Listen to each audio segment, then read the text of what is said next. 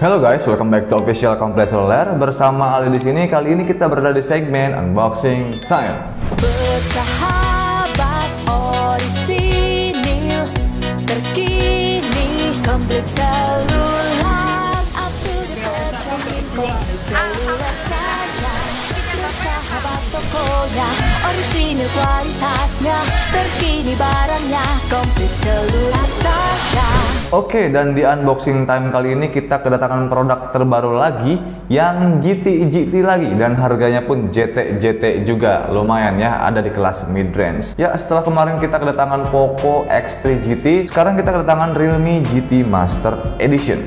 So, di video ini aku bakal kasih tahu spek dan kayak gimana sih bentuknya dari Realme GT Master Edition ini. Tapi sebelum itu jangan lupa untuk like, share, komen, dan subscribe channel Official Kompleks Seluler biar kalian ketinggalan konten-konten terbaru dari kita. Oke, let's go. Yang pertama kita bakal bahas dari kardusnya yang sangat elegan dan beda banget dan sangat nyentrik ya. Karena tingginya juga beda nih. Malah bukan tinggi, lebar karena bentuknya kayak gini. Oke. Dan di sini normal aja Realme GT Master Edition. Di sini ada tulisan 5G, mantap banget. Dan Realme-nya kepotong karena ada di bawah. There is a Realme logo. Ini kosong aja. Ini Realme GT Master Edition. Dan bagian belakang sini ada point of sales-nya, ada 4. Yang pertama dia unggulin Snapdragon 778G 5G prosesor, yang mana katanya dia pakai 5G versi next generation atau yang terbaru ya. Kemudian dia juga punya 120 Hz Super AMOLED display yang dia pakai punya Samsung ya. Kemudian dia juga punya 65 watt Super Dart Charge. Oke, tipis-tipis dengan yang kemarin kita unboxing ya, ada Poco X3 GT, dia pakai 67 watt dan di sini dia pakai 65 watt. Itu kayaknya nggak problem banget sih. Kemudian ada Super Slim and Light Master Edition. So kita bakal lihat apakah dia memang setipis itu, Super Slim and Light Master Edition, ringan. So kayaknya untuk kardusnya udah cukup, kita bakal langsung aja bahas untuk smartphone-nya. Oke, this is the smartphone ya, Realme GT Master Edition. Tapi kita nggak bakal bahas langsung HP-nya. Kita taruh dulu, kita bakal lihat apa aja isi dalamnya ya. Yang pertama kita dapat ucapan, "Hey, welcome to Realme family." Jadi kita udah masuk keluarga Realme nih kalau udah beli ini. Wow. Dan ini tipis banget ya, nggak kayak biasanya. Dan di sini isinya cuma ada kartu jaminan atau garansi. Dan ada juga petunjuk penggunaan untuk Realme GT ini. Ya, udah itu aja isinya, kosong ya. Oke, kemudian kita dapat soft case yang sangat berbeda banget ya. Sama kayak desain dari Realme-nya yang unik, nanti kita bakal bahas. Di sini dia soft case-nya juga nggak hitam ataupun transparan, dia pakai desain yang mirip koper. Ya, itu clue-nya ya. Oke, dan ini soft case ya. Fleksibel. Dan di sini kita dapat kabel USB Type-C pastinya yang bakal menunjang untuk 65 watt Super Dart Charge-nya. Kemudian di sini kita dapat SIM ejector ya. Oke. Dan di sini ada adapter chargernya yang pasti maksimalnya udah 65 watt. Oke, kayaknya itu aja untuk isi dari boxnya ya. Kita langsung rapihin lagi aja dan bahas lebih dalam dari produknya. Oke, this is the Realme GT Master Edition. Nggak ada sebutan lain kayak 5G atau kayak gimana, udah keren sih ya. Kayak fitur 5G atau yang lainnya kayak NFC itu udah biasa aja, jadi nggak dikasih ke judulnya.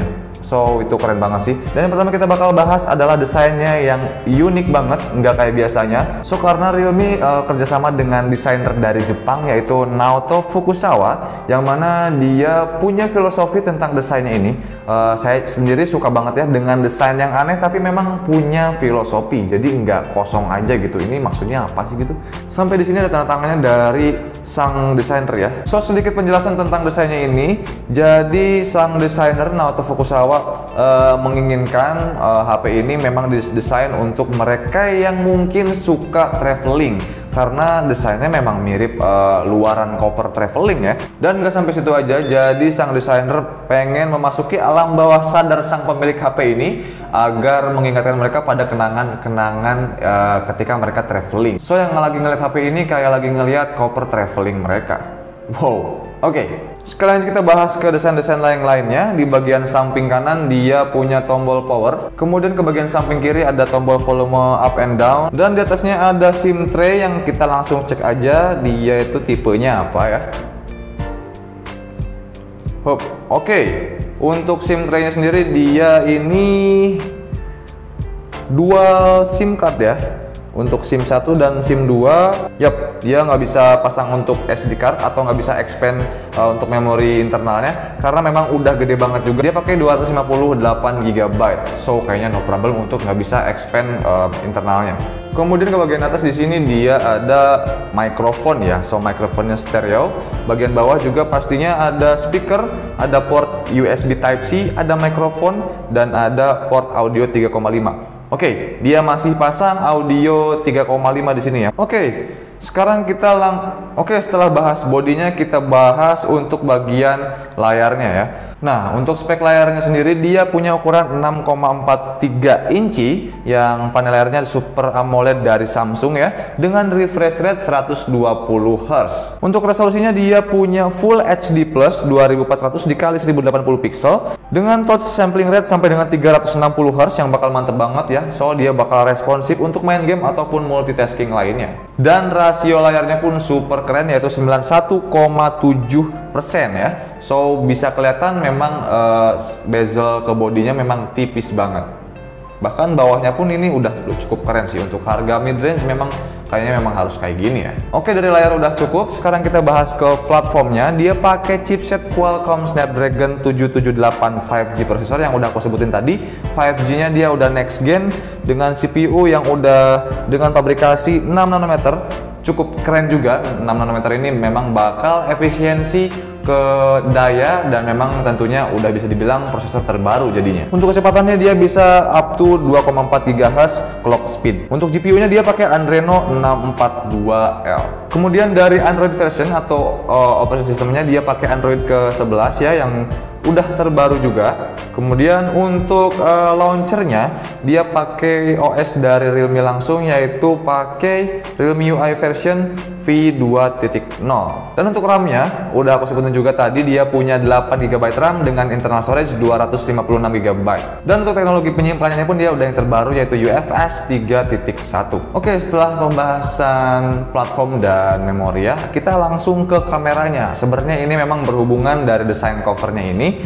Fitur-fitur dari kameranya pun memang menunjang banget untuk segi traveling ya, atau street mungkin ya. So fitur dari kameranya pun sangat menunjang untuk traveling ataupun street ya. Bisa kita lihat di sini ada filter yang Realme sebut itu filter street fotografi eksklusif. Dan satu lagi dia punya mode street fotografi eksklusif yang ini. Nah, oke. So, dan di sini udah setelannya kayak gini ya. Oke, cukup untuk bahas fitur-fiturnya. Kita langsung ke speknya aja. Untuk kamera belakangnya dia punya triple kamera ya, dengan kamera utama 64 megapiksel, kemudian kamera ultrawide 8 megapiksel, kemudian kamera ultrawide 8 megapiksel dengan kamera makro 2 megapiksel. Dan untuk kamera belakangnya dia bisa merekam video sampai dengan 4K di 30 fps video recording. Kemudian juga dia udah support dengan stabilizer ACE dan UX Max. So dia bakal lebih stabilize untuk kalian bawa-bawa untuk ngerekam video-video ya, apalagi kalian vlogger atau traveler. Kemudian untuk kamera selfie-nya juga nggak kalah menarik ya, dengan spesifikasi 32 megapiksel selfie kamera dan dia mampu rekam sampai dengan 1080 di 30 fps. Oke, untuk fitur-fitur lainnya yang terutama spesial di sini memang dia udah punya NFC yang jelas. Terus dia juga udah 5G yang next generation yang terbaru.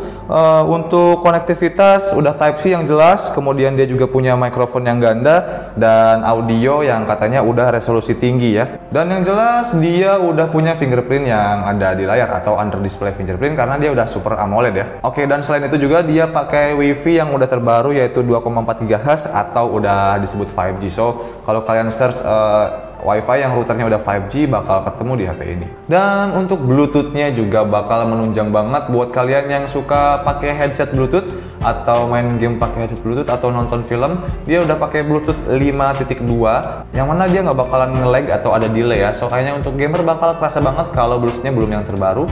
Dan di sini dia udah nunjang yang terbaru. Dan kemudian yang terakhir yang bakal aku bahas adalah dari baterainya.